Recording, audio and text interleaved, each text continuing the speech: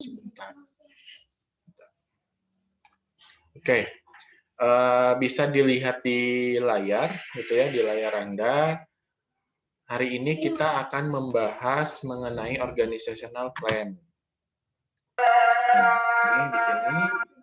Nah, sebelum masuk ke materi kuliah, saya ingatkan untuk kalian untuk absensi dengan cara menuliskan nama dan NPM di kolom chat ya, untuk nanti disalin sebagai absensi. Dan seperti biasa nanti di akhir akan ada screenshot, jadi nanti videonya boleh dibuka pada saat di akhir. Ini sebentar, karena saya lagi tidak enak badan, jadi mengenai organization plan sendiri, kalian bisa lihat di layar bahwa pada saat kita akan membuat bisnis plan nih, waktu kemarin di bab 7. Nah, pada saat membuat bisnis plan ini, otomatis untuk eksekusinya nanti kita perlu manajemen tim. Maka manajemen tim ini biasanya investor, dia ketika dia akan invest, yang dia lihat itu timnya itu biasanya tim yang full time. Jadi kalau misalkan yang part time, dia nggak akan lihat dan biasanya nggak mau seperti itu. Nah, ini juga menentukan bagaimana kita dalam membuat skema salary untuk si masing-masing orang di dalam tim, gitu. Nah, salary ini juga untuk menentukan apakah nanti dia bisa berkomitmen atau tidak terhadap usaha atau bisnis yang akan dijalankan. Gitu.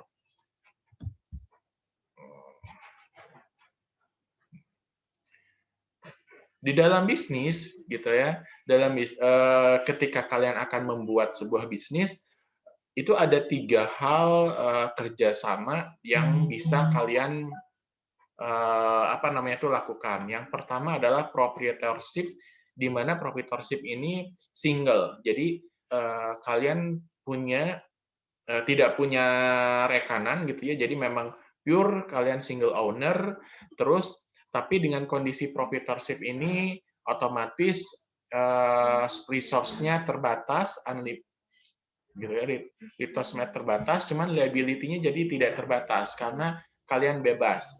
Control dan decision juga dilakukan oleh sendiri, termasuk penerimaan profit.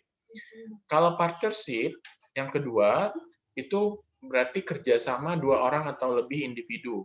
Nah, di sini liability-nya unlimited gitu ya, dan memang saling mengisi antar satu sama lain. Nah, ketika partnership ini dirubah menjadi dilegalkan gitu ya, itu menjadi sebuah corporation. Karena kalau corporation dilihat dari status dan legalnya itu dia jelas gitu. Jadi kalau misalkan hanya bekerja sama dan tidak dilegalkan, itu disebutnya partnership. Tapi kalau sudah di partnership, terus kalian buat legalitasnya gitu ya, itu disebut sebagai corporation. Arahnya untuk di bisnis atau di entrepreneurs adalah ke corporation.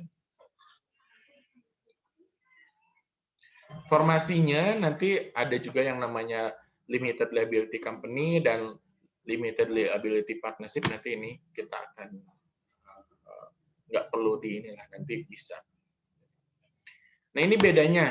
Kalau misalkan kalian lihat di tabel ya, ini bedanya antara proprietorship, partnership, sama corporation. Jadi si ownership nih, ini individual gitu ya, dan ini no limitation partner. Kalian bisa lihat faktor-faktornya dan perbedaannya di sini, nanti kalian baca sendiri. Termasuk manajemen kontrolnya, distribusi profit dan keuntungan dan kerugiannya, nanti kalian baca sendiri.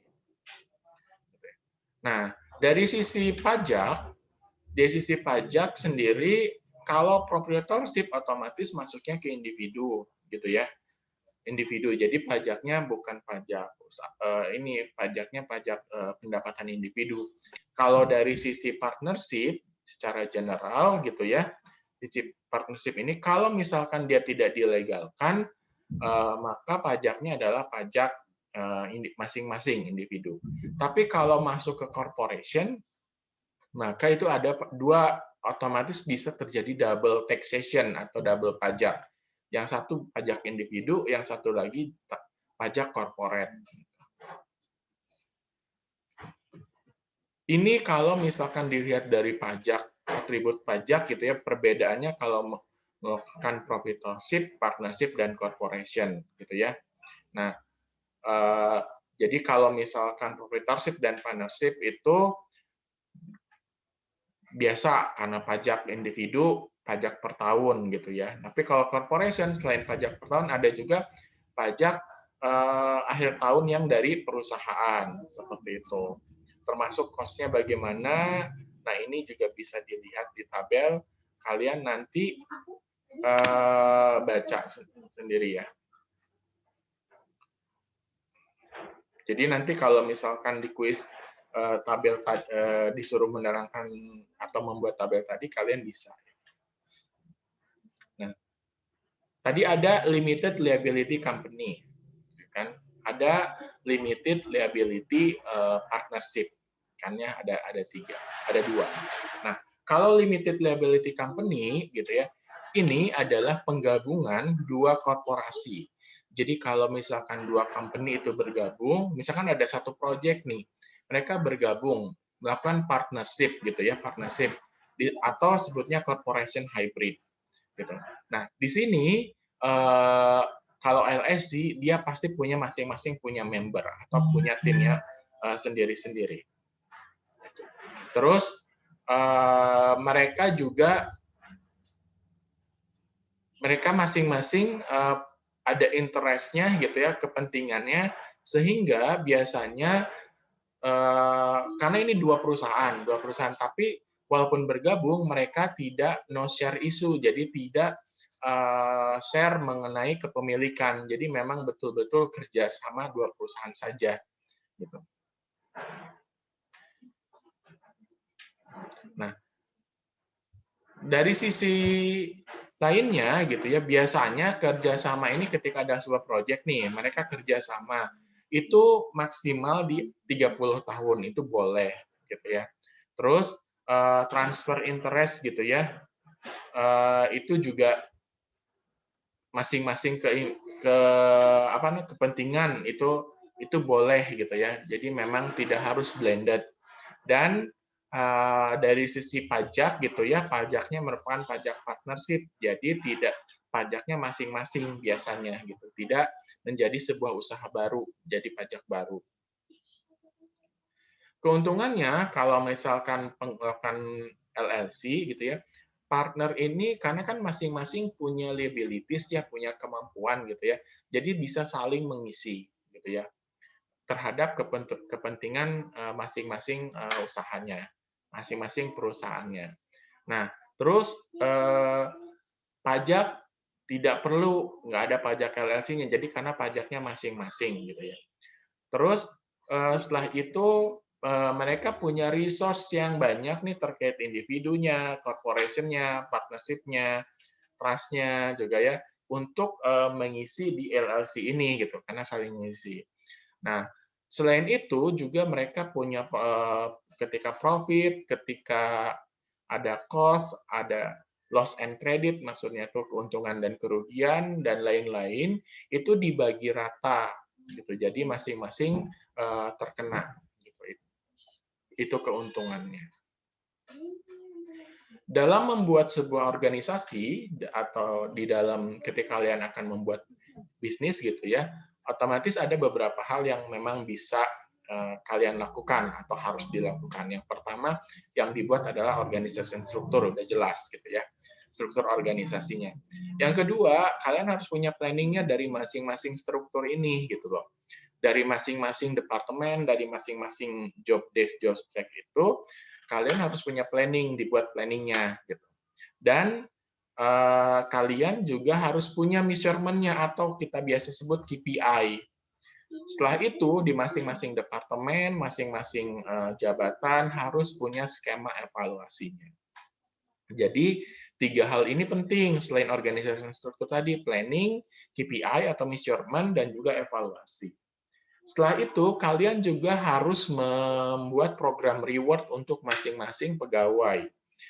dan punya kriteria-kriteria di masing-masing departemen atau masing-masing jabatan. Selain itu, juga kalian harus bisa membuat pengembangannya berupa training gitu ya. Jadi di masing-masing jabatan itu kira-kira training apa ya yang harus diberikan kepada mereka. 5 hal ini harus ada dalam perencanaan organisasi atau organization plan.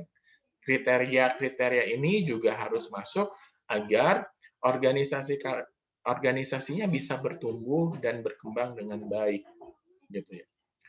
Nah, selain itu, ketika tadi kita punya kriteria, gitu ya, orang-orang di dalam organisasinya sendiri harus bisa melakukan ketiga fungsi ini. Yang pertama, mereka harus bisa mengeksekusi bisnis plan. Jadi bisnis plan ini harus bisa mereka eksekusi, dan mereka harus bisa mengidentifikasi perubahan yang akan mengakibatkan terhadap bisnis. Jadi dia punya analytical thinking sama critical thinking juga. Dan dia harus bisa melakukan adjustment terhadap planning apabila ada perubahan yang akan yang akan mempengaruhi profit. Jadi kalau misalkan, wah ini kita harus rubah sedikit nih agar profitnya memang bagus. Nah itu juga mereka harus bisa adjustment. 3 fungsi ini yang memang harus dipunyai oleh manajemen tim. Ya.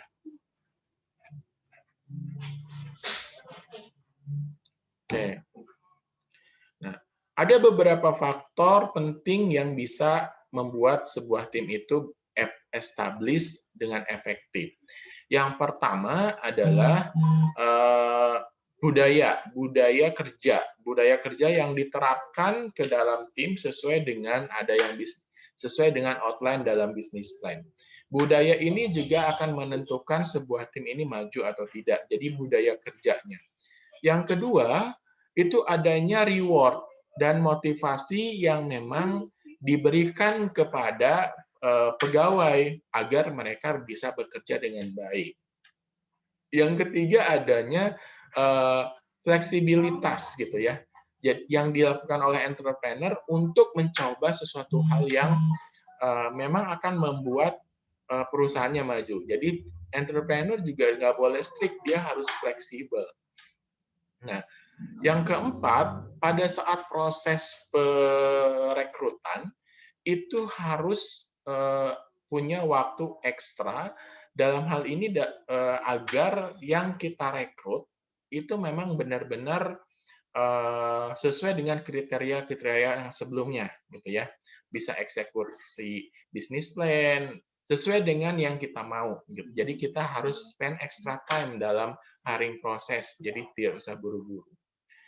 Yang terakhir bahwa si employee atau si pekerja yang akan kita rekrut harus mempunyai nilai di mana dia bisa memanfaatkan tools yang ada gitu ya. Jadi dia bernilai dan dia juga bisa memanfaatkan tools yang ada agar dia bisa menyelesaikan pekerjaannya secara efektif. Jadi dia bisa menyelesaikan pekerjaan itu secara komplit dan juga efektif. Nah, ini 5 faktor yang memang dapat membuat sebuah tim itu efektif dan bisa establish. Nah, di sini disebutkan juga ada beberapa role untuk BOD, Board of Director. Ya, role ini apabila kalian sendiri yang jadi BOD-nya, ini harus bisa dilakukan oleh kalian. Atau kalian mau meng-hire direkturnya dari luar. Yang pertama fungsinya itu sebagai dia harus bisa mereview operasi dan capital budget. Jadi dia bisa review operasionalnya dan juga budgetnya. Yang kedua, dia harus bisa membuat strategik secara jangka panjang untuk pertumbuhan dan juga untuk ekspansi perusahaan. Selanjutnya, dia harus bisa support aktivitas kesehariannya di dalam perusahaan. Dia juga harus bisa menyelesaikan konflik atau permasalahan apabila terjadi antara owner dan juga shareholder atau pemilik saham atau dengan investor sekalipun. Jadi dia harus bisa punya kemampuan dalam problem solving. Terus dia juga harus memastikan nih gitu ya, bahwa asetnya itu bisa, aset-aset perusahaan bisa digunakan dengan baik dan optimal. Dan dia harus bisa mendevelop jaringan atau kerjasama dengan berbagai macam source untuk keperluan dari si entrepreneur itu sendiri. Ini 6 hal yang memang fungsi dari seorang BOD, gitu ya. Nah, makanya ini ada sebuah aturan undang-undang di Amerika, yaitu Sarbanes of Play, gitu ya. Jadi kriterianya si BOD itu adalah satu, dia punya kemampuan untuk bekerja di berbagai macam grup, gitu ya, dan komit terhadap misi perusahaan. Yang kedua, dia harus mengerti kondisi pasar yang ada atau lingkungan pasar. Yang ketiga, dia harus bisa berkontribusi skill-nya di dalam pencapaian perusahaan atau agar perusahaan ini tercapai, gitu ya. Jadi dia harus mau dan bersedia berkontribusi skill-nya. Dan terakhir, dia harus bisa menunjukkan pada saat membuat keputusan, dia bisa membuat keputusan itu dengan baik. Itu role dari BOD, gitu ya. Oke, selanjutnya, gitu ya. Nah, selain BOD, biasanya ada board advisor. Nah, ini biasanya di luar. Board advisor ini adalah untuk controlling terhadap BOD sendiri, gitu ya. Nanti bisa kalian baca kalau board advisor. Nah, itu materi kita hari ini, gitu ya. Jadi saya mohon maaf karena memang saya ini lagi sakit, gitu ya, jadi tidak bisa menjelaskan banyak. Di sini kalian ada tugas kelompok. Tugas kelompok ini kalian submit tanggal 6 Mei, jadi ada waktu 2 minggu. Ada waktu 2 minggu. Nah, dalam tugasnya, kalau kemarin kalian disuruh mencari bisnis plan yang sudah ada. Nah, tugas kali ini kalian membuat bisnis plan, gitu ya, seolah-olah kalian memang akan membuat startup. Nah, jadi kalian buat bisnis plan-nya, industrinya itu bebas. Jadi boleh kuliner, boleh IT, boleh jasa, boleh tentang tekstil dan lain-lain, itu bebas. Gitu ya. Nah, yang kalian buat hanya dari poin 1 sampai 7 ini, introduction page, executive summary, industry analysis, sampai ke marketing plan. Nah, di dalamnya isinya ada tuh A, B, C, D, E, apa saja gitu. Nah, mengenai apa sih yang harus ditulis di future look and trend gitu ya. Kalian bisa lihat materinya di materi pertemuan ke-7 gitu ya, sampai ke hari ini. Jadi kalian lihat apa saja yang harus diisi. Perhatikan panduannya, yang panduannya tuh yang ini gitu ya, yang apa namanya ini masing-masing di dalamnya ini. Dan untuk mengisinya kalian bisa cek kembali materi yang sudah disampaikan atau kalian bisa melihat pada bisnis plan yang sudah ada. Ini tugas kelompok dikumpulkan tanggal 6 Mei 2021. Oke, ada pertanyaan? Sambil menunggu pertanyaan, kalian dibuka videonya ya, kita screenshot dulu. Dan jangan lupa untuk menuliskan nama dan NPM di kolom chat. Oke. Kita screenshot dulu, silakan dibuka videonya. Kita screenshot 2 kali. Siap ya, dalam hitungan ketiga ya. Oke. 1, 2, 3. Oke, 1 kali lagi. Saya salin dulu.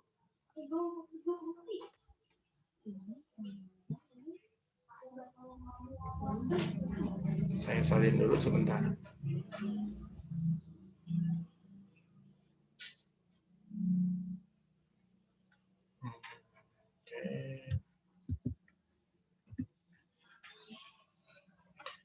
Oke, satu kali lagi ya. 1, 2, 3. Oke, terima kasih banyak. Jangan lupa untuk absensi, nama dan NPM di kolom chat. Mengenai tugas, ada yang mau ditanyakan? Pakai bahasa Indonesia, Pak.